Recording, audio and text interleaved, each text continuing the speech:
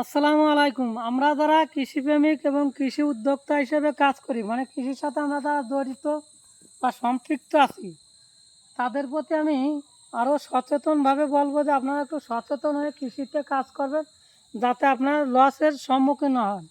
আমি আজকে আপনাদের সম্পূর্ণ একটা ব্যতিক্রম একটা ভিডিও দেখাবো। সেটা হচ্ছে ধানের জমিতে ব্লাস্টার লাগলে একজন কৃষক কী পরিমাণ ক্ষতিগ্রস্ত হতে পারে এবং কী পরিমাণ লসের সম্মুখীন হতে পারে, সেটা মানে আপনাদেরকে আমি দেখাবো এই ভিডিওয়।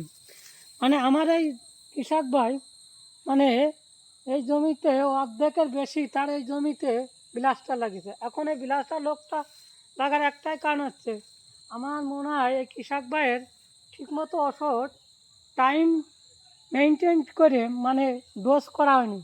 বিশেষ করে এটা হচ্ছে ছত্রাকনাশক রোগ। এটা সম্পূর্ণ দেখেন প্রতিটা বাল মানে চিটি হয়ে গেছে, মানে একটা বালির কোনো দানা নেই।